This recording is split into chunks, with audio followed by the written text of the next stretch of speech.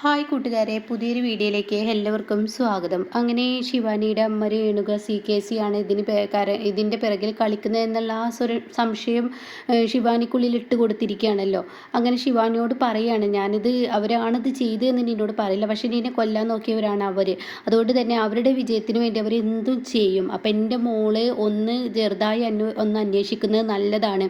എപ്പോഴും ഗൗതം നിധിയാണെന്ന് പറഞ്ഞ് ഇതുവരെ ഇരുന്ന് അങ്ങനെയാണല്ലോ. അപ്പോൾ അവരെല്ലാം എന്നുണ്ടെങ്കിൽ ഇതിന് പിറകിൽ ഈ പവിത്രൻ്റെ ഗുണ്ട, ഈ CKCയുടെ ആൾ തന്നെ, ഈ പവിത്രൻ എന്ന് പറയുന്ന ഗുണ്ട CKCയുടെ ആൾ തന്നെ ആയിരിക്കും എന്നൊക്കെ ഇങ്ങനെ പറഞ്ഞു കൊടുക്കണം കേട്ടോ.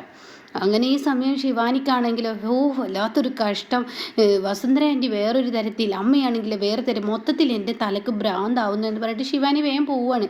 എന്നാൽ ഈ സമയം രേണുക പവിത്രൻ്റെ ഫോട്ടോ ഇങ്ങനെ എടുത്ത് നോക്കുന്നുണ്ട്. എടാ, നിന്നെ എവിടെയെങ്കിലും വെച്ച് എൻ്റെ കയ്യിൽ കിട്ടുമോടാ, നീ ആരുടെ ഗുണ്ടയാണെന്നുള്ള ഞാൻ അപ്പം അറിയുന്നൊക്കെ ഇങ്ങനെ പറയണം. എന്നെ കയ്യിൽ കിട്ടിയ എഞ്ചിൻ ചെയ്യി കൊല്ലും എന്നൊക്കെ ഇങ്ങനെ പറയുന്നുണ്ട് കേട്ടോ.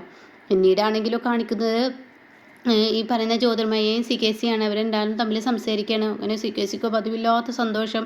ഒരു ചായയൊക്കെ ഇങ്ങനെ കുടിക്കുകയാണ് CKC. എന്നിട്ട് CKC, എൻ്റെ ജ്യോതി, നിന്നോട് പറയാതിരിക്കാൻ വയ്യ, എന്നാലും നീ പുപ്പിലിയായി പോയ നിധിയെ നീ അങ്ങ് പൂച്ചക്കുട്ടിയാക്കി കളഞ്ഞല്ലോ എന്നൊക്കെ പറഞ്ഞിട്ട് ഇങ്ങനെ പറയാൻ കേട്ടോ. നീ എത്ര പെട്ടെന്നാണ് അവളെ കൊണ്ട് ആ കേസ് പിൻവലിച്ചത്. എന്തായാലും നിനക്കത് പിൻവലിക്കാനുള്ള ആ ഒരു ഹർജി കൊടുക്കാതിരിക്കാനുള്ള ആ ഒരു തൻ്റെ നിന്നിൽ ഉണ്ടായതല്ലോ. നിൻ്റെ ഈ മിടുക്ക് പറയാതിരിക്കാൻ വയ്യ എന്നൊക്കെ പറഞ്ഞിട്ട് ഇങ്ങനെ സന്തോഷിക്കുകയാണ് കേട്ടോ. ഈ സമയം ഇവിടെ തന്നെ ജ്യോതിർമയി പറയാണ്, ഞാൻ ചെയ്യേണ്ട സമയത്ത് തന്നെ കറക്റ്റ് ചെയ്തു. പക്ഷേ ഇനി ശിവാനിയെ നമ്മൾ ശ്രദ്ധിക്കേണ്ടിയിരിക്കുന്നു. ശിവാനി എങ്ങോട്ടാണ്, എന്താ, എപ്പോഴാണ് പോകുന്നത് എന്നുള്ളതൊക്കെ ഒന്ന് മനസ്സിലാക്കുന്നത് നല്ലതാണ് എന്നൊക്കെയാണ് പറയാം. അപ്പോൾ CKC പറയണേ, ഞാൻ ചെയ്തോളാം എന്ന് പറയാം കേട്ടോ. ഇതേ സമയം ഉടൻ തന്നെ എന്തായാലും ഇനി ഞാനൊരു കാര്യം പറയട്ടെ എന്ന് പറഞ്ഞിട്ട് CKC സംസാരം തുടരുകയാണ്. അതായത് ഇപ്പം നിധിയുടെ കയ്യിൽ ഈ പവിത്രൻ്റെ ഫോട്ടോ ഉണ്ടല്ലോ. അപ്പോൾ അതുകൊണ്ട് ഈ പവിത്രൻ ആരെന്നുള്ളത് ഒരിക്കലും വെളിയിൽ വരാൻ പാടില്ല. പ്രത്യേകിച്ച് ഈ പവിത്രനെ കുറിച്ച് ശിവാനി അറിയാനും പാടില്ല എന്ന് പറയുന്നത് കേട്ടോ. അപ്പോൾ ഈ സമയം ശരിയാണ്, പവിത്രനും നിധിയുമായുള്ള ബന്ധം എന്തെന്ന് ഒരിക്കലും പുറത്തറിയാൻ പാടില്ല. അതായത് അവർക്കിടയിൽ ഇങ്ങനെ ഒരു സംശയമുണ്ട്. നിധി ഈ പവിത്രനെ കണ്ടെത്തും മുമ്പേ നമുക്ക് എന്തെങ്കിലും ചെയ്യണമെന്ന് പറയാം കേട്ടോ. അപ്പോൾ അത് കേട്ട ഉടനെ തന്നെ നമുക്ക് ചെയ്യണമെന്ന് ശിവാനി തിരിച്ച് പറയണം. നമുക്ക് ചെയ്തേ പറ്റുള്ളൂ. ഈ പവിത്രൻ ആരുടെ ഗുണ്ടയാണെന്നും അതുപോലെ തന്നെ നിധി ഇങ്ങനെ ഹർജി നൽകിയതും ഒക്കെ ഞാൻ അറിഞ്ഞു എന്ന് പറയട്ടോ. ഇത് കേൾക്കുന്ന ജ്യോതിർമയെയും CKC ആകെ ഞെട്ടിപ്പോവാണ്. ഈശ്വര, ഇവളി നമ്മുടെ സംഭാഷണം ഫുള്ള് കേട്ടോ എന്നുള്ള പേടി അവരുടെ ഉള്ളിൽ വരികയാണ്. അപ്പോൾ ഉടൻ തന്നെ ജ്യോതിർമയി ആകെ ഭയത്തോടു കൂടി നിൽക്കുകയാണ്. എന്നിട്ട് പറയാണ്, പവിത്രൻ എന്ന ഗുണ്ടയാണ് എൻ്റെ പ്രണവിനെ തട്ടിക്കൊണ്ടുപോയിരിക്കുന്നത് എന്ന് ഞാൻ അറിഞ്ഞു. അപ്പോൾ ഉടൻ തന്നെ CKC തൻ്റെ കയ്യിലുള്ള ആ ഒരു ഗ്ലാസ് നിലത്തിടുകയാണ് കേട്ടോ. അപ്പോൾ അങ്കിൾ എന്ന് പറഞ്ഞ് വിളിക്കുന്നുണ്ട്. അപ്പോൾ ഇതേ സമയം ശിവാനി അതിങ്ങനെ ശ്രദ്ധിക്കുന്നുണ്ട്. അപ്പോൾ ഈ സമയം CKC പറയണ, മോളെ നീ എങ്ങനെ ഇത് അറിഞ്ഞു എന്ന് ചോദിക്കുക. അപ്പോഴേക്കും ജ്യോതിർമയി പറയണേ, നീ എങ്ങനെ ഇതൊക്കെ അറിഞ്ഞു എന്ന് പറയണേ. നീ ഈ ഹർജിയുമായി മുന്നോട്ട് പോയതും അതുപോലെ തന്നെ ഈ ABS കോർപ്പസ് വഴി പ്രണവിനെ കണ്ടെത്താനുള്ള വഴി നോക്കിയതും ഒക്കെ ഞാൻ അറിഞ്ഞു. അപ്പം നിധിയല്ല ഇതിന് പിറകിൽ, ഈ പവിത്രൻ എന്ന ഗുണ്ടയെ വെച്ച് കളിക്കുന്ന ആരാണെന്ന് അറിയേണ്ടിയിരിക്കുന്നു. നിധി കണ്ടെത്തുന്നതിന് മുന്നേ എനിക്ക് കണ്ടെത്തണം എന്ന് പറയട്ടോ. അത് കേട്ടോടെ നീ എങ്ങനെ ഇത് അറിഞ്ഞു? നിധി കണ്ടെത്തുന്നതിന് മുന്നേ എനിക്ക് കണ്ടെത്തിയാൽ മാത്രമാണ് ഇതിന് പിറകിൽ കളിച്ച ആരാണെങ്കിലും അവരെ എനിക്ക് സെല്ലിലടക്കാൻ പറ്റുള്ളൂ എന്ന് പറയുമ്പോൾ CKCയും ജ്യോതിർമയും ആകെ ഞെട്ടിപ്പോവാണ് കേട്ടോ. പുതിയൊരു ശിവാനിയെ അവർക്ക് കാണാൻ കഴിയുന്നത്. അപ്പോൾ ഉടൻ തന്നെ എനിക്ക് കണ്ടെത്താൻ കഴിയുള്ളൂ, അതിനുള്ള ശിക്ഷ എനിക്ക് തിരിച്ചു കൊടുക്കണം എന്ന് പറയണം. അപ്പോൾ ഈ സമയം ഇത് നീ എങ്ങനെ അറിഞ്ഞു എന്ന് ജ്യോതിർമയി ചോദിക്കുകയാണ്. അപ്പോൾ നിധിയുടെ ഫോണിൽ നിന്ന് വസുന്ധര ആൻറ്റി ഈ ഒരു പവിത്രൻ്റെ ഫോട്ടോ എടുത്തു. എന്നിട്ട് പവിത്രൻ്റെ ഫോട്ടോ എൻ്റെ ഫോണിലോട്ട് അയച്ചു കൊടുത്തു. ഇതാ അങ്കിളും ആൻറ്റി ഒന്ന് കണ്ടേക്ക് ഈ പവിത്രൻ ആരാണെന്ന് എന്ന് പറഞ്ഞിട്ട് ശിവാനിക്ക് കാണിച്ചു കൊടുക്കുകയാണ് കേട്ടോ. ഇതോടുകൂടി ഇവർക്ക് മൊത്തത്തിൽ ആകെ അങ്ങ് പരവേശമാവുകയാണ്. ഈശ്വര, നമ്മൾ എന്തായാലും പിടിക്കപ്പെട്ടു എന്നുള്ളത് ഇവർക്ക് തോന്നി തുടങ്ങുകയാണ്. അപ്പോൾ ഇനി എനിക്ക് റെസ്റ്റില്ലാത്ത വിശ്രമമാണ്. വസുന്ധര ആൻറ്റിയും ഞാനും കൂടി ഒരു പ്ലാന് ഉണ്ടാക്കിയിട്ടുണ്ട്. ഈ പവിത്രൻ ആർക്ക് വേണ്ടിയാണോ പ്രണവിനെ തട്ടിക്കൊണ്ടുപോയത് എന്നുള്ള സത്യം ഞങ്ങൾ കണ്ടെത്തി കഴിഞ്ഞാൽ ഞങ്ങൾ അവർക്ക് കൊടുക്കാൻ പോകുന്ന ശിക്ഷ അത് അവർ ചിന്തിക്കുന്നതിലപ്പുറമായിരിക്കും. അപ്പോഴേക്കും CKC ചോദിക്കണം, അല്ല ഈ ശിക്ഷ എന്ന് പറയുന്നത് എന്ത് ശിക്ഷയാണ് നീ കൊടുക്കാൻ ഉദ്ദേശിക്കുന്നത്, അത് പറയോ? ഇല്ല അങ്കിൾ ആൻറ്റി, അത് പിന്നീട് പറയാം. ഇപ്പോൾ ഇത്രയും ഞാൻ ആൻറ്റിയോടും അങ്കിളോടും പറഞ്ഞില്ലേ. അപ്പോൾ അതുകൊണ്ട് ഇനി എൻ്റെ പ്രണവിനെ കണ്ടെത്തിയിട്ടേ രക്ഷയുള്ളൂ. പക്ഷെ അത് നിധി കണ്ടെത്തുന്നതിന് മുന്നേ ഞാൻ കണ്ടെത്തും. അത് എന്തിനു വേണ്ടിയാണെന്നറിയോ? എൻ്റെ പ്രണവ് എന്നെ സംശയിക്കാതിരിക്കാനും എൻ്റെ ഒപ്പം നിൽക്കാനും വേണ്ടിയാണ്, നിധിക്കൊപ്പം പോവാതിരിക്കാനും വേണ്ടിയാണ് എന്നൊക്കെ പറഞ്ഞിട്ട് അവിടെ നിന്ന് പോകുമ്പോൾ ഉടൻ തന്നെ ഇവർ രണ്ടാളും തലക്ക് കൈവെക്കുകയാണ് കേട്ടോ. അങ്ങനെ ജ്യോതിർമയി പറയാണ് CKC നമ്മുടെ കണക്ക് കൂട്ടലുകളെല്ലാം തെറ്റി. ഇനി പവിത്രൻ ആരാണെന്ന് ഇവർ കണ്ടെത്തി കഴിഞ്ഞു. അപ്പോൾ ഈ പവിത്രനാണ് ഈ പ്രണവിനെ തട്ടിക്കൊണ്ടുപോയത് എന്നുള്ള സത്യവും അറിഞ്ഞു കഴിഞ്ഞു. അപ്പോൾ ഈ പവിത്രൻ്റെ ഫോട്ടോ എവിടെ നിന്ന് നിധിക്ക് കിട്ടി? അതാണ് എനിക്ക് മനസ്സിലാവാത്തത്. അപ്പോൾ CKC പറയും, ഇതെന്താ എന്നോട് പറയുന്നത്? എനിക്കെങ്ങനെ അറിയാനാ?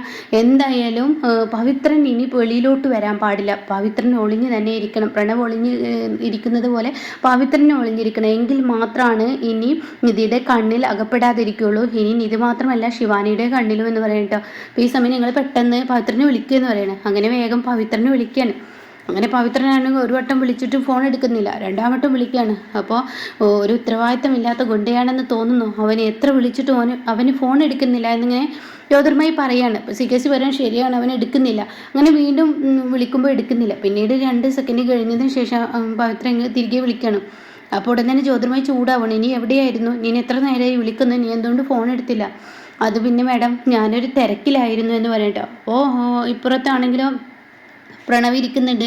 പ്രണവിനെ ഇങ്ങനെ കെട്ടിയിട്ടിരിക്കുകയാണ്. അപ്പോൾ പ്രണവ് പറയുകയാണ്, നിങ്ങൾ എന്തിനു വേണ്ടിയാണ് എന്നെ കെട്ടിയിട്ടിരിക്കുന്നത്? എന്നെ അഴിച്ചിടുക, എന്താ വെച്ചാൽ ഞാൻ തരാമെന്നൊക്കെ ഇങ്ങനെ പറയുന്നുണ്ട്. അപ്പോൾ ഈ പ്രണവിൻ്റെ മുന്നിൽ വെച്ചിട്ടാണ് ഈ പവിത്രൻ സംസാരിക്കുന്നത്. അപ്പോൾ പവിത്രൻ ജ്യോതിർമയോട് പറയാണ്, മാഡം എന്ത് പറഞ്ഞാൽ ഞാൻ കേൾക്കാം. അപ്പോൾ ഉടൻ തന്നെ എന്താ താനും ഒരു ഉത്തരവാദിത്തമില്ലാതെ എൻ്റെ ഫോൺ എപ്പോഴും എടുക്കാതിരിക്കുന്നത്? അതെ, ഞാനൊരു കാര്യം പറയാനാണ് നിന്നോട് വിളിച്ചത്. നീ മര്യാദക്ക് ഇനി പുറത്തിറങ്ങാതിരിക്കണം. നിൻ്റെ ഫോട്ടോ ആ നിധിയുടെ കൈകളിൽ കിട്ടിയിട്ടുണ്ട്.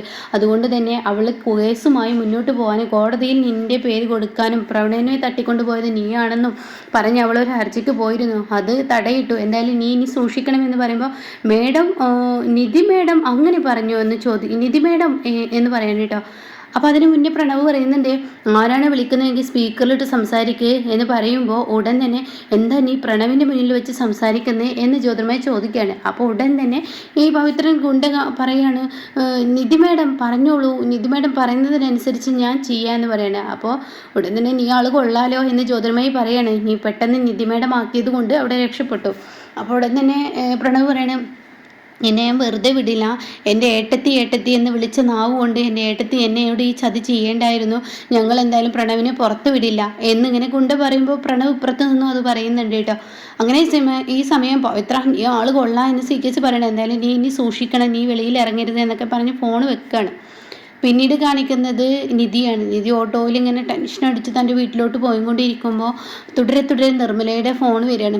അപ്പോൾ നിധിക്ക് പേടിയാവാണ്. ഈശ്വര, നിർമ്മല ഇപ്പോൾ എന്തായാലും ഞാൻ ഈ ഹർജിക്ക് പോയത് അറിഞ്ഞിട്ടുണ്ടാവും. അപ്പോൾ ഇത് ഇനിയിപ്പോൾ അറിഞ്ഞു കഴിഞ്ഞാലും പ്രശ്നമാണല്ലോ. ഇനിയിപ്പോൾ എന്തൊരു കഷ്ടമാണ്. ആൻറ്റിയോട് പറഞ്ഞു കഴിഞ്ഞാൽ തീർച്ചയായും നിർമ്മലാമ്മ പിന്നീട് ഒന്നും നോക്കില്ല, CKCയെ ഇല്ലാതാക്കുമെന്ന് പറയാൻ കേട്ടോ. അങ്ങനെ ഈ സമയം നിർമ്മല വീണ്ടും വിളിക്കുകയാണ്. അപ്പോൾ ഫോൺ എടുക്കുകയാണ് നിധി. അപ്പം നിധി ഫോൺ എടുത്തോടെ തന്നെ എന്താ അമ്മയെ വിളിച്ചത്, അത് നീ പോയ കാര്യം എന്തായി, അത് പിന്നെ എന്ന് പറയുമ്പോൾ എന്ത് പിന്നെ, നീ കാര്യം പറയും, നീ കോടതിയിൽ ഹർജി കൊടുത്തോ, എന്തായാലും പ്രണവിനെ രക്ഷിക്കാനുള്ള ആ ഒരു വഴി നീ നോക്കിയോ എന്നൊക്കെ ചോദിക്കുമ്പോൾ അത് ഞാൻ പിന്നെ പറയാം, ഇപ്പോൾ ഞാൻ തിരക്കിലാണെന്ന് പറയണേ, നീ എൻ്റെ അടുത്തോട്ട് വാ, എനിക്കെന്തായാലും നിന്നെ നേരിൽ കാണണമെന്ന് പറയണേ. അങ്ങനെ ഈ സമയം നിധി നിർമ്മലയുടെ വീട്ടിലോട്ട് പോവാണ്. അപ്പോൾ നിർമ്മല നിധിയെ കണ്ടോടെ തന്നെ ചോദിക്കുകയാണ്, എന്തായാലും നീ കോടതിയിൽ കേസ് കൊടുത്തോ, ഹർജി കൊടുത്തോ, നീ എന്താ ചെയ്തിരിക്കുന്നതെന്നൊക്കെ ചോദിക്കുകയാണ്.